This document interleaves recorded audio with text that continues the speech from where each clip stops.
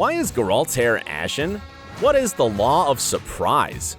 What was the Witcher's third wish to the Djinn? Hi, my name is Dylan, and I'll give you the answers to these and many other questions which we were left with after the first season of The Witcher. Mess with the wishes. The episode in which Geralt and Yennefer first met raises many questions. What wishes did Geralt make? What happened to Jaskier?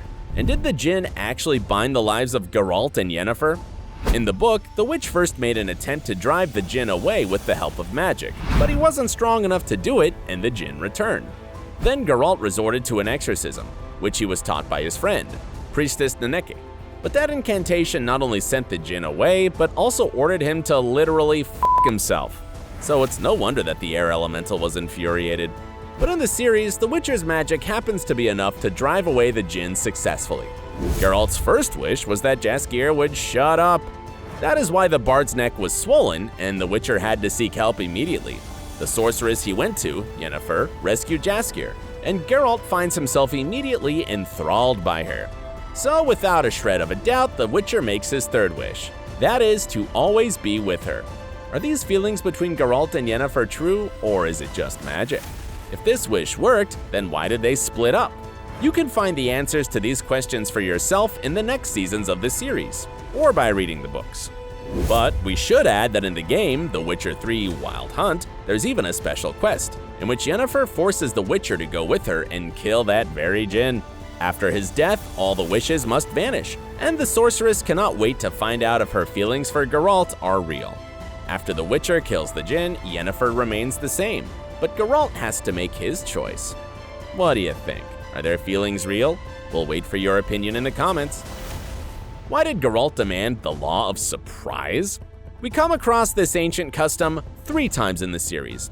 According to it, any person or creature has the right to demand the law of surprise as a payment for his services. That is how Dunny, also known as the Urchin of Erlenwald, acquired his rights for Princess Pavetta when he saved the life of King of Sintra. According to their agreement, he should have come to claim his surprise in 15 years, and we already know the result of that from the series. In just the same way, after defending Dunny's life, Geralt demanded a boon from him, something that the rescued man had already possessed but had no idea about. And this time, it happened to be Ciri. Will they have a romantic relationship? Definitely not. The law of surprise does not necessarily lead to romantic relationships. It just happened to be so between Dunny and Pavetta. The fact is that this custom is very common among the Witchers. They often use it as a price for their services when the people whom they help don't have enough money. It means that the Witcher can get anything, a cow or haystack or money, but it could also be a child. That is how boys got recruited to become Witchers. So it's no wonder that Geralt turned to the law of surprise, cause this was the first thing that came to his mind. Years later, Geralt rescues a merchant and makes another law of surprise deal and receives Ciri again, who has been taken in by the merchant's wife during his absence. So the Witcher receives the princess twice, which means that Ciri and Geralt's bond is one of destiny. Who is Mysena? A wounded and delirious Geralt dreams about either Yennefer or Renfri or a strange woman named Mysena. So who is she? Oddly enough, she is Geralt's mother, who gave her son away to be raised by the Witcher Vesemir. But Mysena was not an ordinary woman, she was a sorceress and a healer. But unlike many other sorcerers, she could have children. So why was Mysena able to give birth to a child? In the series, we see how Yennefer gives up her ability to procreate for the sake of correcting her deformities. But it's unlikely that all students of Aretuza undergo this procedure, right? The fact is that during their training in a magical academy, almost everybody becomes infertile, although some of the sorceresses are like Mysena. Moreover, the rectoress of Aretuza, Tisea de Vries, believed that nobody is born a sorcerer, therefore, mages should not be allowed to have children. That is why she introduced mandatory sterilization for all of her students, and this is what made all the sorcerers completely barren. Although, at the time when Geralt was born, Mysena had already been an adult. So obviously, it could have completed her training before the introduction of this outrageous rule. Why is Geralt's hair gray? In order to become a Witcher, one has to go through a series of mutations known as the Trial of the Grasses. Their body chemistry is being changed in order to be able to fight monsters head-to-head.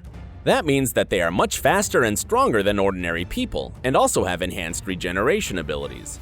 The mages who invented the mutation elixirs constantly worked on their improvement. But still, as Geralt reveals in the series, only 3 boys out of 10 survive this process. Geralt himself responded very well to the standard mutation procedure, so he was subjected to further experimental mutations. That resulted in him having even greater strength and reactions, but also, according to the books, made his hair white like milk. That is why Geralt of Rivia is often called the White Wolf. However, in the video games and in the series, the Witcher has gray hair, and this change is not actually explained. But our guess is that because it's on screen, the totally white hair looks unnatural. Confusing timeline. The series begins at 3 different points in time and with 3 completely different characters. The stories of Yennefer and Geralt begin long before Ciri was born. Even in Geralt's storyline, some events are out of order. The first time we meet the Witcher in Blaviken, where he gets into a fight with Renfri, after which he is called the Butcher of Blaviken. Well, no one could have thought that the Witcher was the victim of an attack and simply defended himself, right? However, in this very first episode, one of the characters mentions Striga, whose encounter with Geralt we see later in the series. So how did the events actually happen in the show? Yennefer's storyline begins a little earlier than that of the Witcher. First, we see how an ugly and hunchback Yennefer acquires magical powers, and also her beauty. She becomes a court sorceress in Aedirn and spends approximately 30 years there. But after a failed mission, she decides to become an independent sorceress. Geralt's storyline begins around this time and leads him first to meeting Jaskier, then to the feast in Sintra where he meets Dunny and Pavetta and invokes the Law of Surprise. Geralt goes fishing for a Jin's bottle, Jaskier gets seriously injured, and the two meet Yennefer for the first time.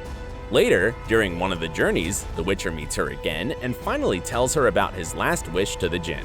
As a result of it, the two break up, and while Geralt goes in search of Ciri, the sorceress finds herself in Aretuza again. At the same time, Nilfgaard is planning to attack Sintra. Geralt tries to take Ciri under his protection, but Queen Calanthe puts him in prison, and soon the attack on Sintra begins. Ciri escapes and goes to the forests of Brokilon, where she is found by a Doppler who has taken on Mouse Sack's appearance. We'll talk about the Doppler Ragain a little later, but in the meantime, Ciri manages to escape his clutches. However, the traumatic events in her life are far from over. While she accidentally kills her so-called friends who brutally attacked her, Yennefer becomes one of the mages who stood against the Nilfgaardian army in the Battle of Sodden Hill. The farmer's wife takes Ciri with her, while Geralt at the very same time saves her husband and makes the Law of Surprise deal with him. In the finale of the season, Yennefer disappears during the battle and Ciri and Geralt finally meet. Happy ending? Definitely not! There are still 6 seasons ahead, and there's still a long haul that awaits us. What happened to Yennefer? Of course, we know what this powerful sorceress is capable of. Yennefer could create portals long before she started her magic training, so she could flee the battlefield at literally any moment. She definitely put a lot into the battle with the Nilfgaardian army, but it's very unlikely that she died. So where did our beloved sorceress go? We won't tell you, because it would be a huge spoiler. The Doppler problem. The first time we see a Doppler is when he is hired by Cahir, who wants to lure Ciri from Brokilon. But the Doppler suddenly betrays Cahir and attacks him. It's extremely difficult to fight the Doppler because he can become virtually anyone. However, Cahir manages to slice him on the cheek, so we can see which one of the 2 Cahirs is the real one. But we cannot be 100% sure which one of them we see in the finale of the season. We can hardly see his face through the flames of the fire, yet we bet that the scar would be visible. So it's most likely the same Nilfgaardian officer who haunts Ciri in her nightmares. Let us know in the comments below what questions you still have about the Witcher series, and we'll find the answers for you. And don't forget to subscribe to our channel.